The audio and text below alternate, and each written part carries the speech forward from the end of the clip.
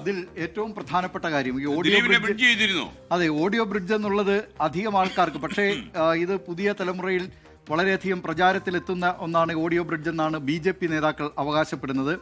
അത് പ്രചാരണത്തിന്റെ കാര്യത്തിൽ BJPയെ കണ്ടുപഠിക്കണം നമ്മുടെ ഈ നേതാക്കൾ, മറ്റു പാർട്ടികളുടെ നേതാക്കൾ എന്നതാണ് ഏറ്റവും പ്രധാനപ്പെട്ട കാര്യം.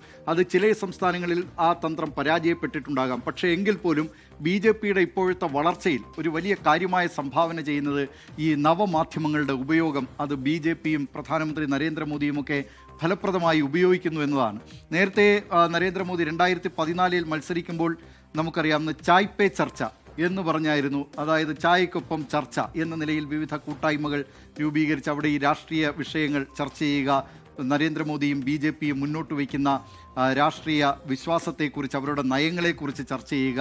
ആ നിലയിൽ ഉണ്ടായ ചായ് പേ ചർച്ചയും ആദ്യം പരിഹസിച്ചവരും അതിനെ അവഗണിച്ചവരുമാണ് ഈ മറ്റ് പ്രതിപക്ഷത്തുള്ള രാഷ്ട്രീയ പാർട്ടികളൊക്കെ, അന്നത്തെ ഭരണപക്ഷമായിരുന്ന പാർട്ടികൾ. അത് പിന്നീട് എങ്ങനെ മാറി എന്നുള്ളത് 2009 നരേന്ദ്രമോദി 2014 മോദി അധികാരത്തിലെത്തുന്നു.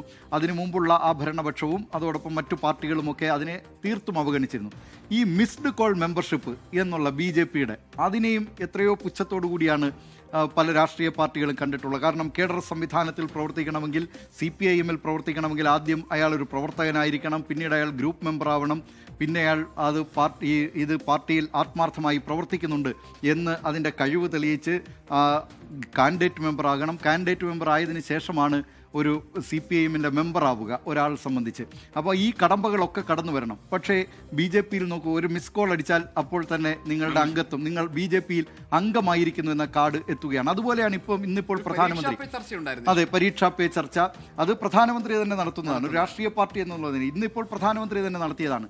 ഇത് തന്നെ ഇങ്ങനെ ഒരു ചർച്ച 4.5 ലക്ഷത്തോളം പേരിൽ കേരളത്തിൽ എത്തിയെന്നാണ് BJP നേതൃത്വം അവകാശപ്പെടുന്നത്. അതിൻ്റെ കണക്കോ അല്ലെങ്കിൽ അവരുടെ അവകാശവാദം ശരിയോ തെറ്റോ എന്ന് പരിശോധിക്കുകയല്ല. പക്ഷേ അത്രയധികം ആളിലേക്ക് അത് കുറേ പേരിലെങ്കിലും എത്തിയിട്ടുണ്ട്.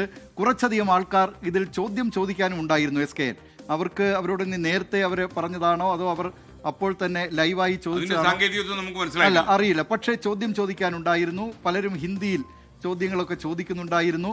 അതിന് പ്രധാനമന്ത്രി മറുപടി പറയുന്നുണ്ടായിരുന്നു. ഈ ശബരിമല സ്വർണ്ണക്കൊള്ളയടക്കമുള്ള വിഷയങ്ങൾ, കേരളത്തിലെ വിഷയങ്ങളെല്ലാം ഈ ചോദ്യങ്ങൾക്കൊക്കെ പല സ്ഥലങ്ങളിലും BJPയുടെ പ്രവർത്തകരാണ്, അവരുടെ വീട്ടുകാരൊക്കെ.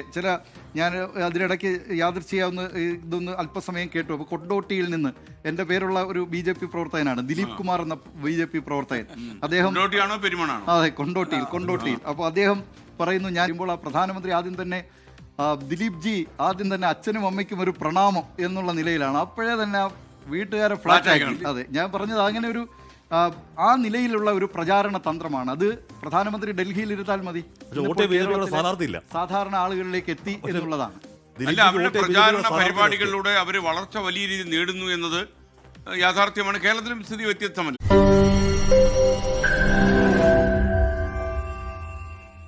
ലോകത്തെവിടെയായാലും ഏത് സമയത്തും 24 വാർത്തകളും ഓഗ്മെന്റഡ് റിയാലിറ്റി പാക്കേജുകളും എക്സ്പ്ലെയിനറുകളും വിശദമായി കാണാൻ ഞങ്ങളുടെ YouTube ചാനൽ നിങ്ങൾക്ക് സബ്സ്ക്രൈബ് ചെയ്യാം.